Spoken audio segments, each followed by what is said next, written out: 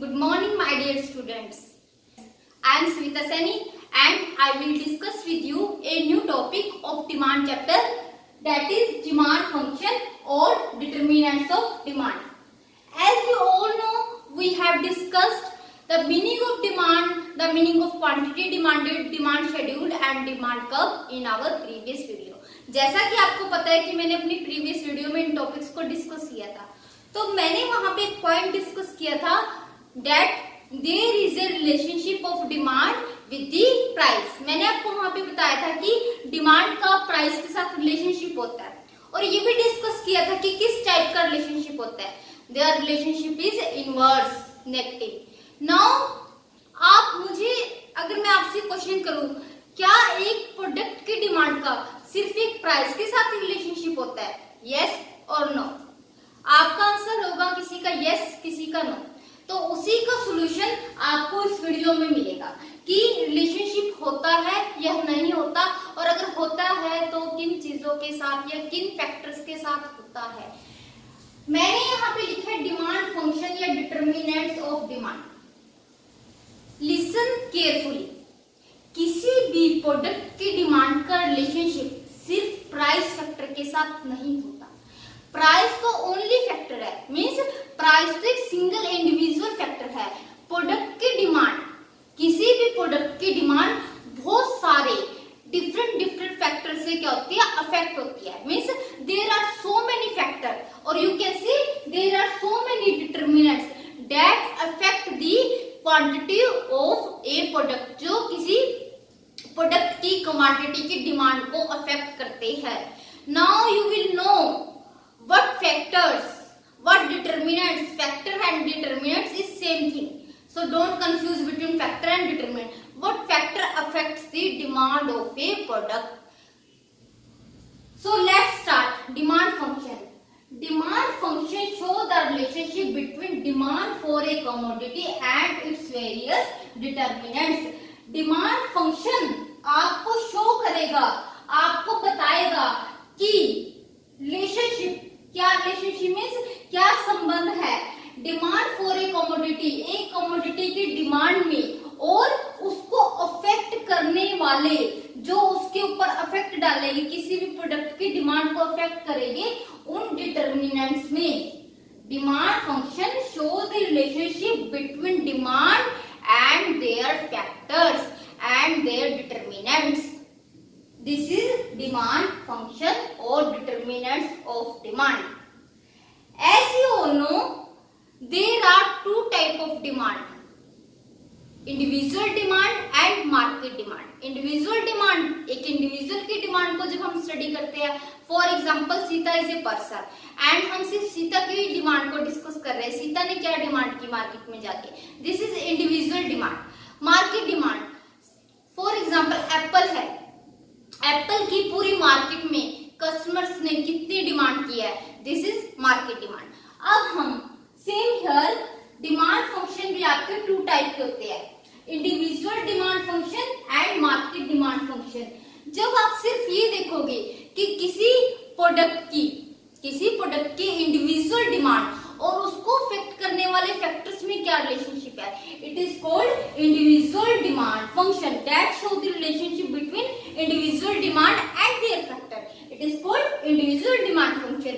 And market demand function, अब जो किसी भी प्रोडक्ट के पूरे मार्केट की डिमांड और उसको अफेक्ट करने वाले फैक्टर्स के बीच के रिलेशनशिप को शो करेगा, it is called market demand function. It is called market demand function. So there are two demand function, individual demand function and market demand function. Come to the point. Now these are the determinants that comes in the individual demand function. कहने का मतलब है individual demand को ये factor आपके affect करेंगे, और market demand function को ये फैक्टर्स, ये सारे फैक्टर्स अफेक्ट करेंगे. नाउ आप इस इंडिविजुअल डिमांड फंक्शन को इस फॉर्मूले से भी डिनोट कर सकते हो.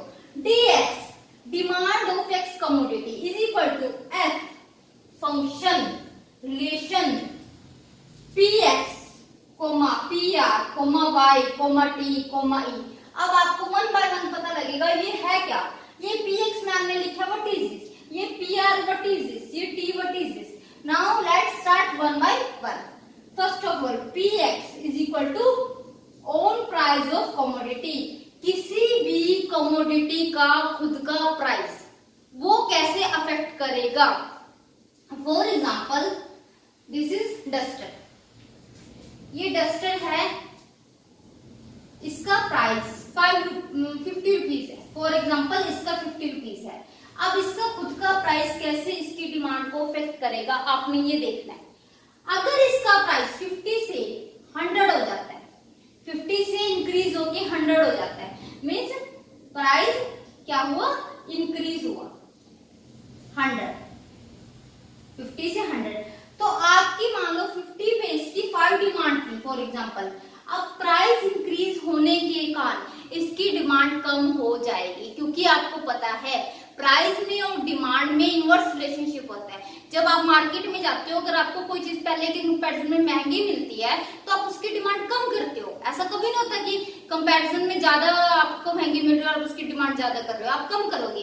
सेम हियर, अगर ये डस्टर 50 की बजाय 100 का हो जाता है तो 5 की बजाय आप 3 डिमांड करोगे, 2 डिमांड करोगे, ओके। और अगर ये 50 से 10 रुपीज हो जाता है, कम हो जाता है, प्राइस डिक्रीजिंग, तो डिमांड वहां पे क्या हो जाएगी, आप ज्यादा करने लग जाओगे। आप सोचोगे चलो ठीक है मैं अपनी फ्रेंड को भी गिफ्ट कर देती हूँ, इतना सस्ता मिल रहा है मुझे, 50 की बजाय 10 का मिल रहा है, 50 की बजाय 10 का मिल रहा है, सस्ता मिल रहा है, मैं अपनी फ्रेंड को भी गिफ्ट कर देती हूँ, उसको भी जरूरत है, वो भी टीच करती है, ठीक है। तो इस तरीके से प्राइस खुद के प्रोडक्ट का प्राइस इस तरीके से अफेक्ट करता है।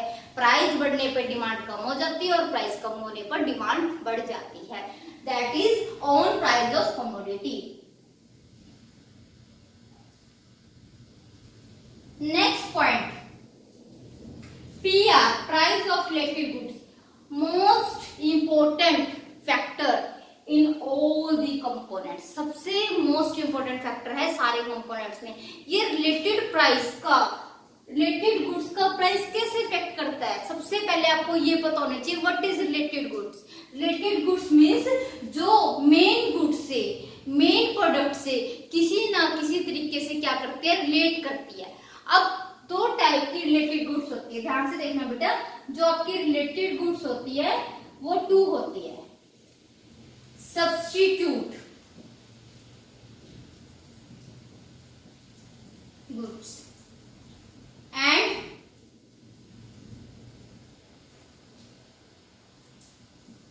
Complementary goods.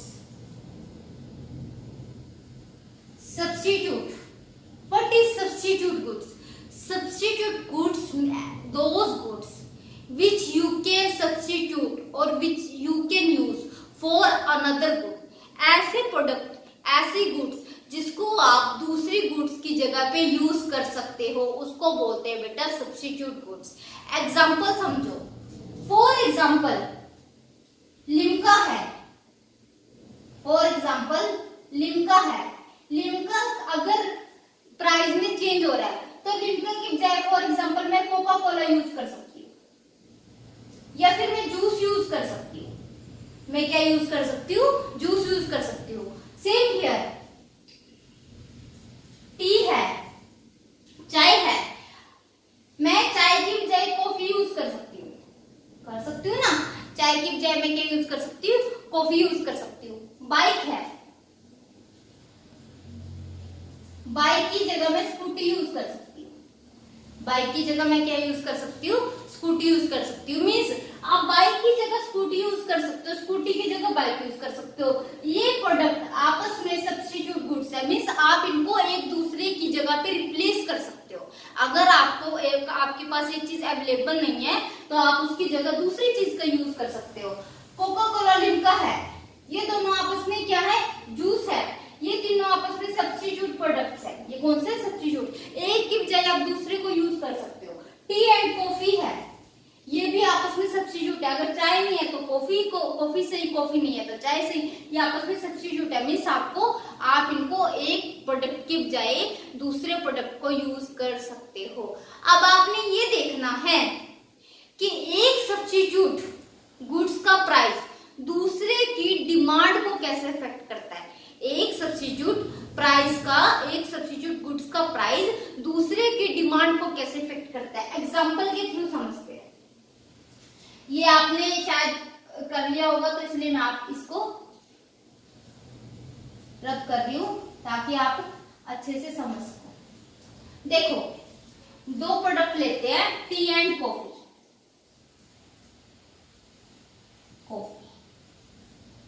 T and coffee दोनों सब्स्टिट्यूट है। आपने रिलेशन क्या देखना है, ये देखना है एक प्राइस दूसरे की डिमांड को कैसे इफेक्ट करता है। अब इसके प्राइस को ले लेते हैं और इसकी डिमांड की बात कर लेते हैं। इसके प्राइस को लेते हैं और इसकी डिमांड की बात करते हैं। फॉर एग्जाम्पल, पहले मैं 5 टी ले ली थी, ठीक है, और 2 कॉफी ले ली थी। फॉर एग्जाम्पल, कुछ भी ले सकते हो, कम ज्यादा भी ले सकते हो, कोई प्रॉब्लम नहीं है। 5 में क्या ले रही थी, टी ले रही थी, और कॉफी में कितनी ले रही, 5 टी ले रही थी और कॉफी कितनी ले रही थी, 2।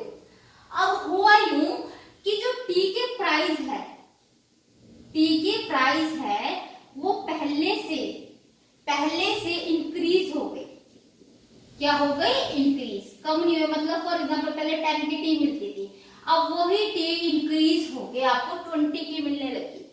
अब क्या होगा, वही टी आपको क्या होने लगी, इंक्रीज होकर आपको 20 की मिलने लगी। अब क्या होगा, जो कस्टमर टी परचेज करते थे, अभी इसके प्राइस में चेंज नहीं हुआ, इसके प्राइस सेम है।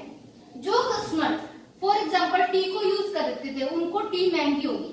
अब क्या करेंगे, वो यहां से शिफ्ट होके, वो कस्टमर टी से शिफ्ट होके कॉफी पे चले जाएंगे। फॉर एग्जांपल, जो ये 5 की डिमांड कर रहा था, प्राइस बढ़ने से अब इसने इसकी तो डिमांड कर दी कम, एक, अब इसने इसकी डिमांड बढ़ा दी, अब ये कॉफी पीने लग गया।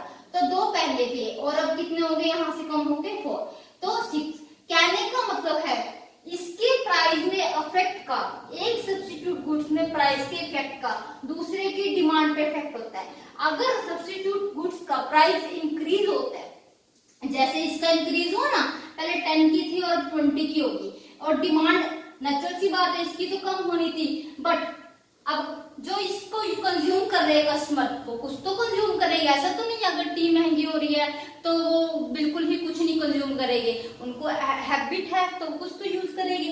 तो वो टी की बजाय कॉफी उनको सस्ती लग रही है, वो कॉफी पे शिफ्ट हो गई। तो इसके एक चीज के प्राइस इंक्रीज होने से दूसरे की डिमांड, एक के प्राइस इंक्रीज होने से दूसरे की डिमांड इंक्रीज होती है। ध्यान रखना, दूसरे की डिमांड क्या होती है, इंक्रीज होती है। एक सब्स्टिट्यूट गुड्स का अगर प्राइस बढ़ जाता है तो दूसरे की डिमांड बढ़ जाती है। क्यों? क्योंकि उसके जो कस्टमर होते हैं वो उस पे शिफ्ट कर जाते हैं। उसके कस्टमर, जिसका प्राइस बढ़ा है, उसके कस्टमर दूसरे की डिमांड पे शिफ्ट कर जाते हैं, तो इसलिए उसकी दूसरे प्रोडक्ट की डिमांड इंक्रीज हो जाती है। और वाइस वर्सा, उल्टा भी हो जाता है। फॉर एग्जाम्पल,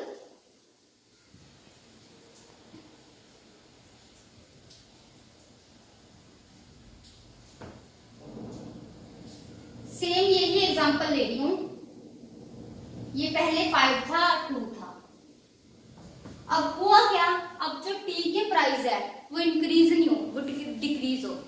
अब जो टी पहले फॉर एग्जांपल 10 की मिल रही थी मुझे, अब वही टी मुझे 2 रुपीज की मिल रही है। फॉर एग्जांपल 2 की नहीं होती, वैसे रियलिटी तो ये है कि महंगी है आज के टाइम में, बट फॉर एग्जांपल 2 रुपीज की होगी वो। ओके, हो सकता है कहीं मिलती भी हो, ठीक है, तो 2 रुपीज की होगी। अब क्या होगा, जो कॉफी वाला कस्टमर है ये तो अपनी डिमांड बढ़ाएगा, ठीक है, ये तो बढ़ा देगा जो टी को कंज्यूम कर रहा है। बट जो कॉफी वाला कस्टमर है वो भी क्या सोचेगा कि ओहो, टी इतनी सस्ती मिल रही है, मींस टी के प्राइस इतने कम है, तो मैं क्यों टी कॉफी पी रहा हूँ, मुझे टी पीनी चाहिए, मुझे चाय कंज्यूम करनी चाहिए। तो वो भी शिफ्ट करके टी पे आ जाएगा। इसका मतलब है जो यहाँ 2 की पहले डिमांड हो रही थी, 2 से बिल्कुल फॉर एग्जांपल 1 होगी या 0 होगी, और आपके टी की डिमांड क्या होगी, यहाँ पे इंक्रीज होगी, क्योंकि इसकी तो होनी थी, इस पे तो लॉ डिमांड अप्लाई करता है, मींस आपके प्राइस, टी के प्राइस कम होने से देखो इसकी तो डिमांड बढ़ी ही। अब मुझे तो ये देखना है ना कि एक के प्राइस पे इफेक्ट होने से दूसरे की डिमांड पे क्या इफेक्ट हो रहा है। तो जैसे ही टी के प्राइस कम हुए तो दूसरे की डिमांड भी कम हो गई, दूसरे प्रोडक्ट की डिमांड कम हो गई। तो कंक्लूजन क्या निकलता है कि अगर सब्स्टिट्यूट प्रोडक्ट है जिसको हम एक जगह एक प्रोडक्ट की दूसरे प्रोडक्ट की बजाय यूज कर सकते हैं, तो अगर एक सब्स्टिट्यूट गुड्स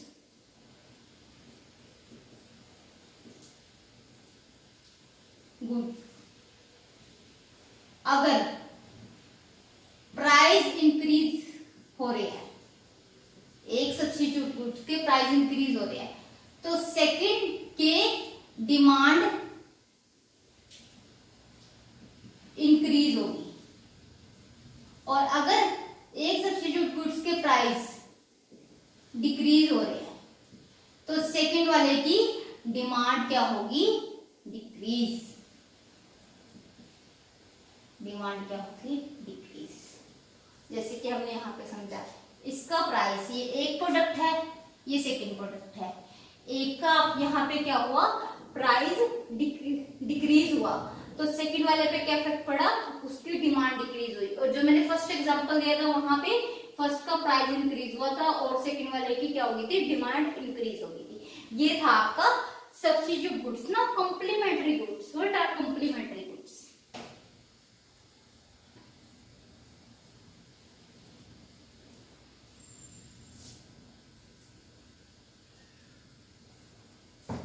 कंप्लीमेंट्री गुड्स जो एक दूसरे को कंप्लीमेंट, एक दूसरे को पूरा करे, पूरक वस्तुएं भी बोलते हैं इसको, जिसको क्या बोलते हैं, पूरक वस्तुएं। कंप्लीमेंट्री गुड्स जो एक दूसरे के बिना अधूरी है, means we can't use with the use of both the products या बोथ द गुड्स, जिसको हम जब हम दोनों गुड्स को यूज किए बिना उसको यूज नहीं कर सकते। ये एग्जांपल बताती हूँ, बिल्कुल मेरे हाथ में मार्कर है, ये मार्कर और इसके अंदर वाली इंक, मींस इंक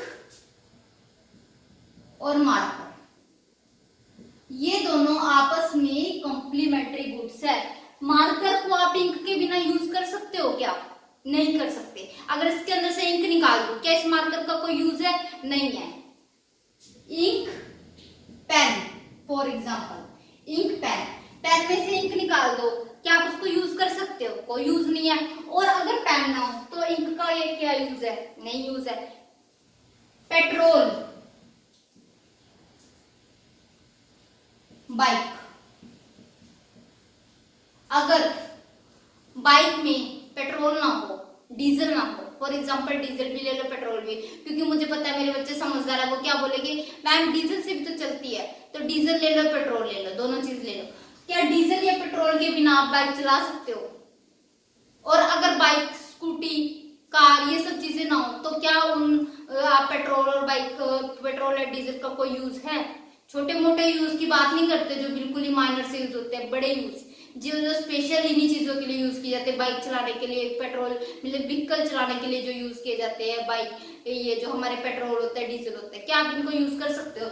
मतलब कहने की बिना है, क्या आपकी बाइक बिना पेट्रोल या डीजल के वर्क कर सकती है? नहीं कर सकती। मीन्स इन दोनों गुड्स का यूज हमारा क्या होता है? कंप्लीमेंट्री, ये एक दूसरे के साथ ये यूज होते हैं। अगर ये नहीं होगा तो इसकी वैल्यू नहीं है, ये नहीं होगा तो इसकी वैल्यू नहीं है। इस टाइप के गुड्स को बोलते हैं बेटा कंप्लीमेंट्री गुड्स। अब सेम हियर, यहाँ भी एक प्रोडक्ट के मीन्स एक, इसको एक ले लो, इसको दो ले लो, फॉर एग्जांपल एक प्रोडक्ट के प्राइस में चेंज होने से दूसरे की डिमांड में भी क्या होता है? चेंज होता है। मीन्स एक प्रोडक्ट का प्राइस दूसरे की डिमांड को अफेक्ट करता है। अब आप देखो कैसे इफेक्ट करेगा। अब ये समझने वाली चीज है, आ जाओ, कम टू द पॉइंट, कैसे इफेक्ट करेगा। फॉर एग्जांपल बाइक है, पेट्रोल है, बाइक है एंड पेट्रोल है। बाइक की डिमांड, बाइक की प्राइस की बात कर रही हूं मैं, और इसकी डिमांड की, बाइक के प्राइस की बात करूंगी और पेट्रोल के डिमांड की। आप ये देखोगे कि कैसे बाइक के प्राइस में चेंज होने से आपके पेट्रोल की डिमांड पर अफेक्ट पड़ता है, आपके पेट्रोल की डिमांड पर अफेक्ट पड़ता है। अब देखो, मेरे बाइक के प्राइस क्या हो गए? इंक्रीज हो गए। मेरी जो बाइक थी पहले वो 50,000 की होती थी, अब वो 70,000 की होगी। मार्केट में कितने की होगी? 70,000 की। नेचुरल सी बात है बेटा, जब आपके बाइक के प्राइस इंक्रीज हुए हैं तो आप बाइक क्या करोगे, कम परचेज करोगे ना।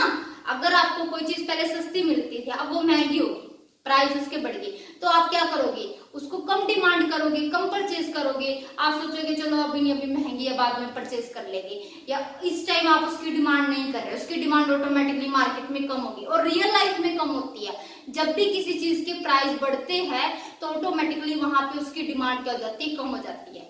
इसकी डिमांड क्या हुई, कम। अब यहाँ पे इसकी डिमांड की बात नहीं करनी है, तो सिर्फ समझाने के लिए था कि इसकी डिमांड कम हुई, इसकी डिमांड क्या हुई, कम। आपको तो देखना है पेट्रोल की डिमांड पे क्या इफेक्ट पड़ेगा। अब एक चीज तो, पेट्रोल का यूज किसके लिए हो रहा है, बाइक चलाने के लिए हो रहा है ना। जब बाइक की डिमांड नहीं है, बाइक हम कम परचेज कर रहे हैं, तो नेचुरल सी बात है आप पेट्रोल की डिमांड भी कम करोगे, क्योंकि आप पेट्रोल की डिमांड किस लिए कर रहे थे, बाइक को चलाने के लिए कर रहे थे ना। फर्दर चीजों को तो चलाने के लिए कर रहे हो, मुझे पता, अब ये मत कहना कि हाँ जी हम तो कार चलाने के लिए भी करते हैं, वो तो करते हो, उनकी डिमांड की और उनकी मैं प्राइस की बात नहीं कर रही। मैं यहाँ पे आपको बाइक का और पेट्रोल का रिलेशनशिप दिखा रही हूँ कि बाइक के प्राइस इंक्रीज हुए, तो इसके लिए जो आप पहले पेट्रोल की डिमांड कर रहे थे या करते, तो अब आप वो डिमांड नहीं कर रहे, तो इसका मतलब है इसके प्राइस इंक्रीज हुए, इसकी डिमांड क्या होगी, डिक्रीज। इसकी डिमांड क्या होगी बेटा, डिक्रीज। अब आप पेट्रोल की डिमांड क्या करोगे, कम करोगे। सेम है, उल्टा हो जाए। अब बाइक जो मेरी 70 की थी, अब मुझे 30,000 की मिल रही है, कितने की मिल रही है, 30 की, 40 की। अब इसका मतलब प्राइस क्या होगी, डिक्रीज। अब प्राइस क्या होगी, डिक्रीज। अब 30 की मिल रही है, सस्ती मिल रही है, अब मैं क्या करूंगी, बाइक का परचेज करूंगी, खुद भी परचेज करूंगी, एक मेरे ब्रदर को भी दिलाऊंगी, तू भी ले ले बाइक, सस्ती मिल रही है। मार्केट में डिमांड इंक्रीज हो जाएगी, जिसको कम जरूरत है वो भी परचेज करता है, क्योंकि सस्ते के चक्कर में जिसको जरूरत नहीं भी होती ना बेटा, कई बार वो भी पर्सन उस चीज को परचेज कर लेता है, तो ऑटोमेटिकली मार्केट में बाइक की डिमांड इंक्रीज होगी। अब बाइक हवा से तो चल नहीं से रही कि आपने हवा में उड़ा दी बाइक, ऐसा तो नहीं होगा। बाइक को चलाने के लिए क्या चाहिए, you need petrol, you need diesel, तो आपको पेट्रोल चाहिए उसको चलाने के लिए। अब मार्केट में, सड़कों पे क्या हुई, डिमांड इंक्रीज होने के कारण सबके हाथों में बाइक आ गई, मोस्टली लोग, तो बाइक को चलाने के लिए उनको पेट्रोल चाहिए, तो इसका मतलब है पेट्रोल की डिमांड भी यहाँ पे क्या होगी, इंक्रीज। पेट्रोल की डिमांड यहाँ पे क्या होगी, इंक्रीज। इसकी तो इंक्रीज होगी डिमांड। हमने तो ये देखना है कि इसके प्राइस का इसकी डिमांड पे क्या इफेक्ट पड़ रहा है, तो इसके प्राइस डिक्रीज होने से इसकी डिमांड क्या हो जाती है, इंक्रीज। तो ये था आपका कौन सा effect, price of related goods, कि आपको यहाँ पे ये देखना था कि कैसे मेरी सब्स्टिट्यूट या फिर कॉम्प्लीमेंट्री गुड्स का प्राइस कैसे दूसरे उसके साथ वाली सब्स्टिट्यूट या फिर कॉम्प्लीमेंट्री गुड्स के डिमांड को अफेक्ट करता है। तो यहाँ पे आपने अच्छे से देखा कि जो कॉम्प्लीमेंट्री, एक दूसरे के बिना जिसका हम यूज नहीं कर सकते, तो अगर वहां पे एक का प्राइस बढ़ता है तो दूसरे की डिमांड क्या जाती है, कम, और अगर एक का प्राइस क्या होता है, कम होता है, डिक्रीज होता है, तो दूसरे की डिमांड ऑटोमेटिकली क्या हो जाती है, आपकी इंक्रीज। ये चीज भूलना मत।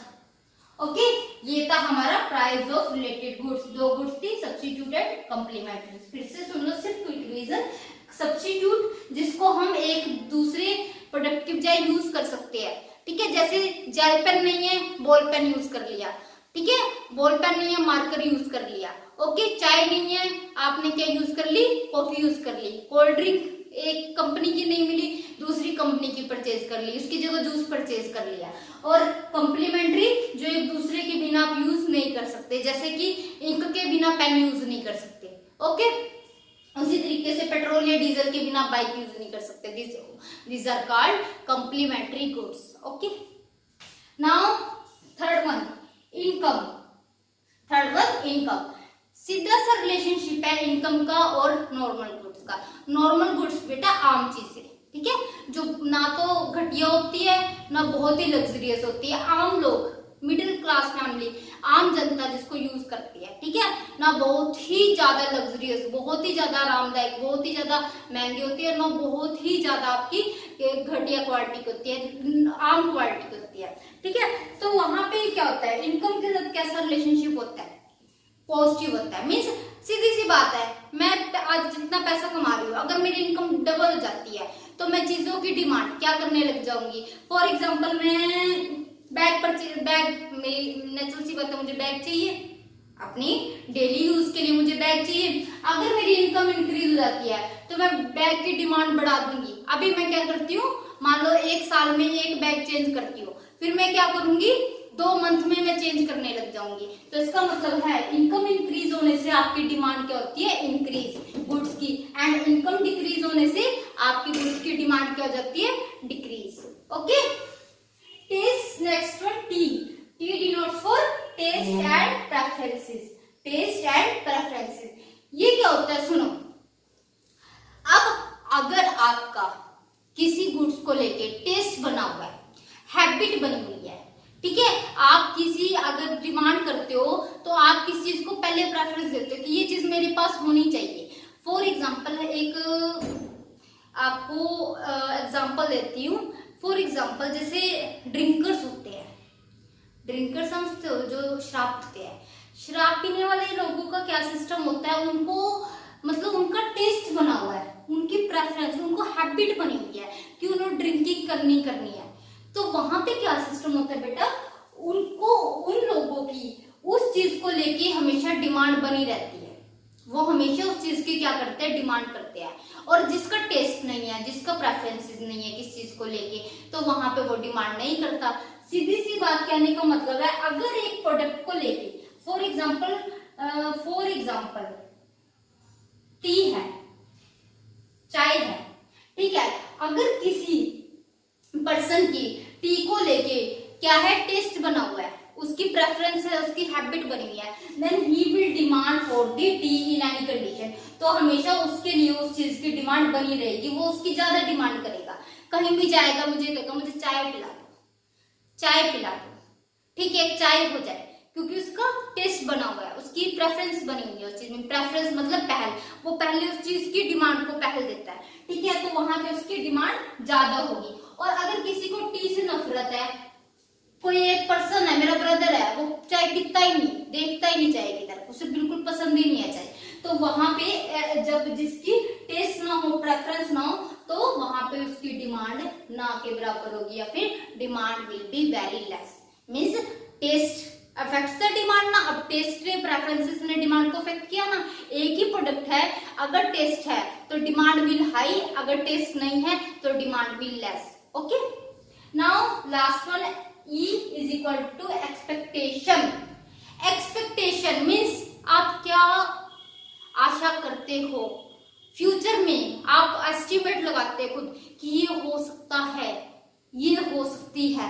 अब यहाँ पे डिमांड को लेके इंडिविजुअल डिमांड फंक्शन, अब हम क्या स्टडी कर रहे हैं कि हाउ एक्सपेक्टेशन, किसी भी प्रोडक्ट की को लेके एक्सपेक्टेशन कैसे उसकी डिमांड को अफेक्ट करेगी। सुनो बेटा, मैं खरीदती हूँ मार्केट से आलू, सब्जी बनाने के लिए मैं क्या खरीदती, आलू, तो आलू की डिमांड की बात कर रही हूँ। अब मुझे ऐसा लग रहा है कि कोरोना का टाइम चल रहा है, तो हो सकता है कि फ्यूचर में आलू महंगा हो जाए। Means in future it may be that price of potatoes will be increase, आलू के जो प्राइस है वो इंक्रीज हो जाएगी। तो आज की डेट में डिमांड पे क्या इफेक्ट पड़ेगा, मुझे ऐसा लग रहा है ना कि 5 दिन बाद आलू बहुत महंगा हो जाएगा, तो आज की डेट में प्राइस पे क्या हो, उसकी डिमांड पे क्या इफेक्ट पड़ रहा है। आज की डेट में मैं आलू की डिमांड क्या करूंगी, ज्यादा कर दूंगी। मतलब अगर मैं पहले 1 किलो ले रही थी, अब मैं कहूंगी भैया मुझे 10 किलो दो, क्योंकि मुझे ऐसा लग रहा है फ्यूचर में डिमांड क्या हो सकते हैं, प्राइस ज्यादा हो सकते हैं। रिवर्स भी हो सकता है। मीन्स यहाँ पे आपने क्या देखा कि अगर आपको एक्सपेक्टेशन हो रही है, आपका एस्टिमेशन ये कह रहा है कि फ्यूचर में प्राइस बढ़ेगी, फ्यूचर में प्राइस बढ़ेगी, तो आज की डेट में आप उसकी डिमांड को इंक्रीज कर दोगे। रिवर्स भी तो हो सकता है, ऐसा हो सकता है कि मुझे ऐसा लग रहा है कि आज आलू 10 रुपए किलो मिल रहे हैं, हो सकता है 5 दिन बाद वो 2 रुपए किलो मिलने लग जाए, सस्ते हो जाए, वही आलू सस्ते हो जाए, तो मैं क्या करूंगी, रिवर्स सेक्शन होगा मेरा। अगर मैं आज 1 किलो ले रही हूँ, मैं कहूंगी भैया 1 किलो रहने तो आप मुझे पाइया दे दो, मैं 5 दिन बाद खरीद लूंगी। मीन्स क्या एस्टिमेशन का क्या इफेक्ट पड़ा, आपने एस्टिमेट किया कि फ्यूचर में प्राइस क्या हो जाएगी, डिक्रीज, तो आज की डेट में आपने डिमांड क्या कर दी, इंक्रीज। आज की डेट में डिमांड क्या कर दी, इंक्रीज। तो ये इफेक्ट होता है एक्सपेक्टेशन का आपकी डिमांड पे। That's why we were studying individual demand function की डिमांड पर इन फैक्टर्स का क्या इफेक्ट होगा। इनको डिटर्मिनेंट्स भी बोलते हैं, तो कंफ्यूज मत होना फैक्टर्स या डिटर्मिनेंट्स में। Now come to the market demand function.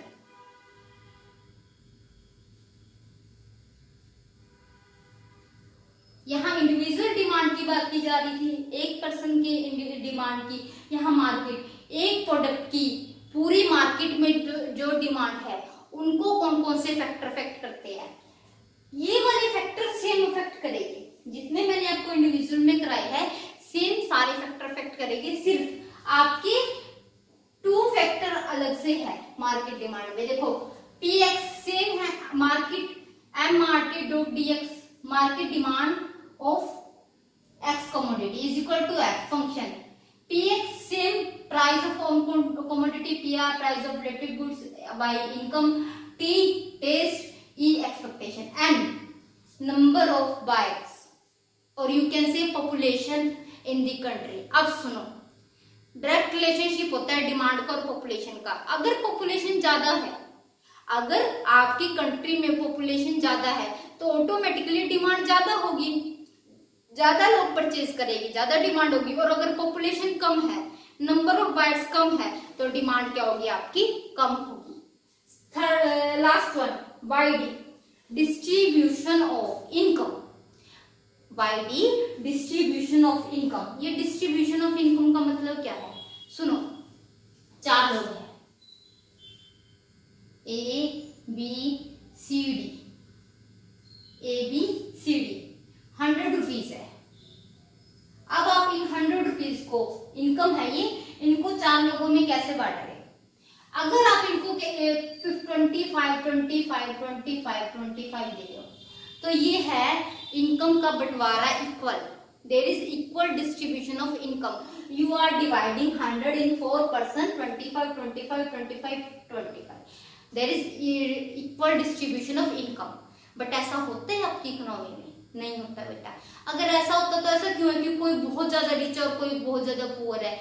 ऐसा इसलिए होता है क्योंकि हो सकता है इनमें से एक पर्सन को 70 मिल रहे हैं, एक को 20 मिल रहे हैं, एक को 10 मिल रहा है और एक को कुछ भी नहीं मिल रहा। तो इस कंडीशन में आपके, अगर पहले वाली कंडीशन होती तो मार्केट में डिमांड ज्यादा होती। क्यों होती, क्योंकि सभी लोग अपनी नीड के अकॉर्डिंग उस प्रोडक्ट की डिमांड करते हैं, सभी करते हैं, ठीक है। फॉर एग्जांपल खाने की चीजें है, सभी को जरूरत है तो सभी डिमांड करते हैं। अब यहाँ पे देखो, यहाँ पे एक पर्सन के पास तो है नहीं, एक के पास कितना कम है, सिर्फ एक पर्सन है जिसके पास ज्यादा है। ये डिमांड कर लेगा जितनी इसको नीड होगी, बाकियों को नीड तो है बट बाकी डिमांड नहीं कर पा रहे क्योंकि उनके पास इनकम नहीं है। तो इस कंडीशन में ओवरऑल आपकी मार्केट डिमांड क्या हो जाएगी, कम हो जाएगी। और अगर इक्वल डिस्ट्रीब्यूशन ऑफ इनकम होता है तो मार्केट डिमांड आपकी क्या होती है, ज्यादा होती है। So these were the determinants of demand, or you can say these are the factors that affect the demand of a commodity. And if you write what is market demand function show the functional relationship between the market demand of a commodity and the factors that affect the market demand. Same here, individual demand functions show the relationship of individual demand and their factor and their determinants. So these were all from the mindset for today. And what is your homework? You will write all the points on your notebook. Thanks for watching this video and revise this topic.